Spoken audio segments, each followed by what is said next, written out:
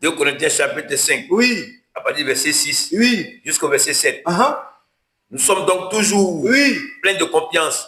Nous sommes toujours pleins de confiance. Oui. Et nous savons qu'en demeurant dans ce corps, nous savons qu'en demeurant dans ce corps, nous demeurons loin du Seigneur. Écoutez bien.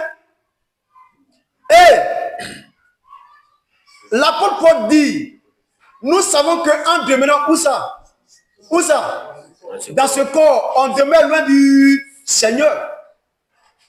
Frère, c'est faux. C'est faux, hein? Comment quelqu'un qui va toujours demeurer dans ce corps demeure loin du Seigneur? On sera suivi que ce corps a un problème. Vérité. Attendez, mais comment ce corps qui a un problème là, on peut s'appuyer sur ça pour définir qui? L'homme et la femme, selon qui? Le second Adam. Mais oui. Oui. Nous sommes donc toujours pleins de confiance.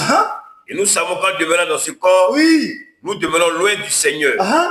Car nous marchons par la foi. Nous marchons par la foi. Et non par la vue. Et non par la vue. Dans le premier Adam, la marche était par quoi? Par la vue. Parce que le premier Adam vient de la terre.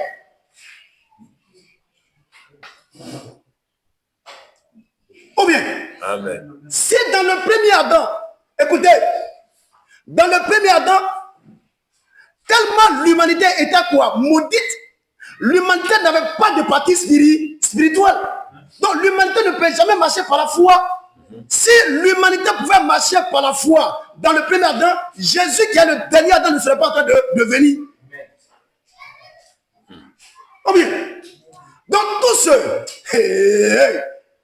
ceux qui définissent l'homme et la femme dans le premier Adam, question, ils sont maudits ou bien ils sont bénis? Ils sont maudits. Ça peut aller. Donc, vous voyez que c'est Paul qui a écrit 1 Timothée 2. Pour dire que Gédon même là, il ne connaît même pas la foi de l'apôtre Paul même.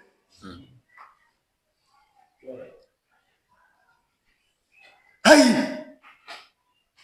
Ou bien, amen. Si Paul disait au contraire, nous marchons par la vue là, on pouvait voir la femme physique pour donner sa quoi? Définition. On pouvait définir l'homme physiquement. Mais Paul dit, il marche par la foi. Mais en réalité, Paul a utilisé la femme physique là pour tromper les gens tels que les Gédéons.